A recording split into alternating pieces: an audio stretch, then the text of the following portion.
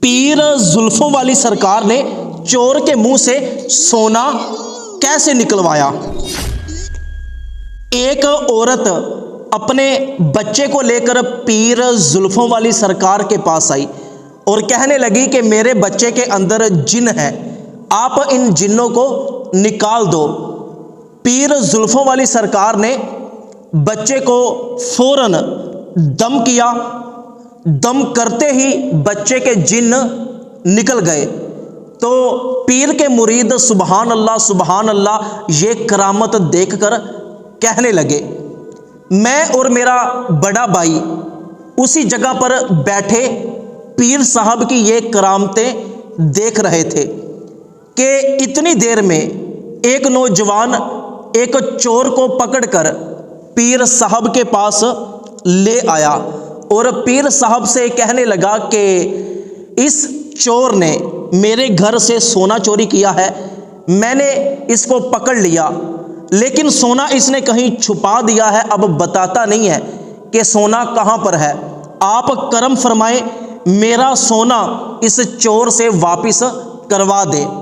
تو پیر زلفوں والی سرکار نے اس نوجوان سے کہا کہ میں ابھی آپ کا سونا واپس کروا دوں گا، لیکن ہدیہ 10,000 روپے لگے گا۔ اس نوجوان نے کہا کہ ٹھیک ہے، آپ میرا سونا واپس کروائیں، میں 10,000 ہدیہ دینے کے لیے تیار ہوں۔ پیر صاحب اپنی کرسی سے اٹھے، تسبیح پر کچھ پڑھا اور چور کو پھونکے ماری، پھر نوجوان سے کہا کہ اس چور کو میری کرسی پر بٹھاؤ اور پیچھے سے اس کا سر پکڑ لو۔ نوجوان نے ایسے ہی کیا۔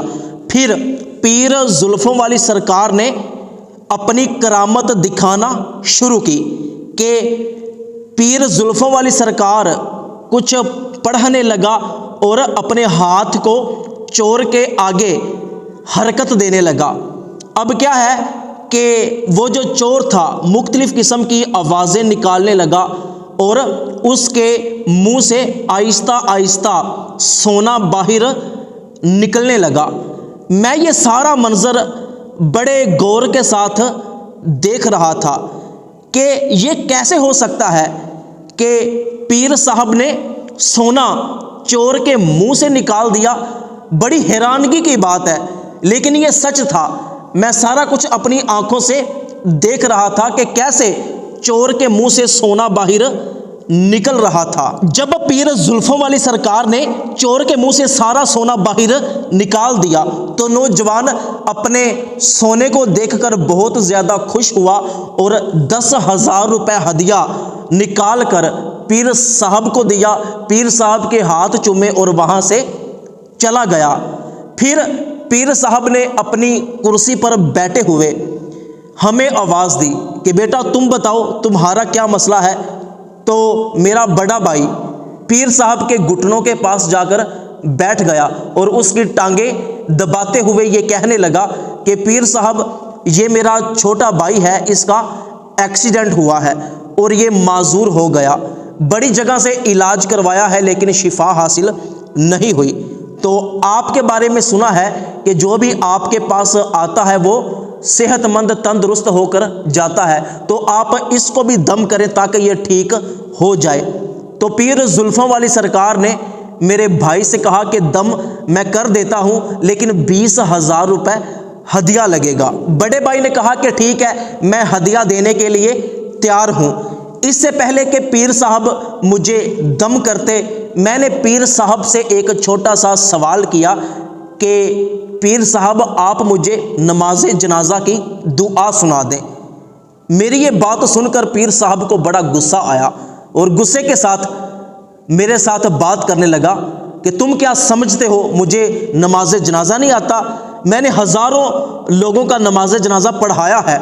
میرا بھائی مجھ سے کہنے لگا کہ یار کیا بیوقوفی کر رہے ہو، آپ پیر صاحب کی گستاخی کر رہے ہو، کچھ شرم کرو۔ تو میں نے کہا کہ اگر واقعی پیر صاحب نے ہزاروں لوگوں کا نماز جنازہ پڑھایا ہے تو مجھے نماز جنازہ کی دعا سنا دیں، میں دم کروا لوں گا۔ تو پیر صاحب کو اور غصہ آیا۔ میرے بڑے بھائی سے پیر صاحب کہنے لگے کہ جاؤ اپنے چھوٹے بھائی کو یہاں سے فوراً لے جاؤ، میں اس کو کبھی بھی دم نہیں کروں گا۔ میں نے کہا کہ پیر صاحب آپ نماز جنازہ چھوڑو، مجھے دعائے قنوت سنا دو، آپ نماز عشاء تو پڑھتے ہوں گے۔ یہ سن کر پیر صاحب کو اور غصہ آ گیا، کہنے لگا کہ تم دونوں دفع ہو جاؤ، میری گستاخیاں کرنے کے لیے یہاں آئے ہو۔ تو میں بھی غصے سے بولا کہ کہاں کے پیر بنے پھرتے ہو، یہ اتنی لمبی لمبی زلفیں رکھی ہوئی ہیں، کیا یہ سنت کے خلاف نہیں ہے؟ نہ تمہیں دعائے قنوت آئی، نہ تمہیں نماز جنازہ کی دعا آئی، نہ تمہیں پہلا کلمہ ٹھیک سے آتا ہے، تم کیسے دم کر لیتے ہو؟ اور دم کرتے وقت پڑھتے کیا ہو؟ تمہیں کلمہ کلام تو کچھ آتا نہیں ہے۔ تو پیر صاحب نے غصے میں آ کر ہمیں دھکے دے کر اپنے گھر سے نکال دیا۔ تو دوستو ایسے پیروں سے، ایسے بابوں سے بچنا چاہیے کہ جن کا حلیہ شریعت کے خلاف ہو، جنہیں نماز جنازہ کی دعا تک نہ آتی ہو، دعائے قنوت نہ آتی ہو، پہلا کلمہ تک نہ آتا ہو، بھلا وہ کسی کو کیا دم کریں گے، ان سے کسی کو کیسے شفا ملے گی؟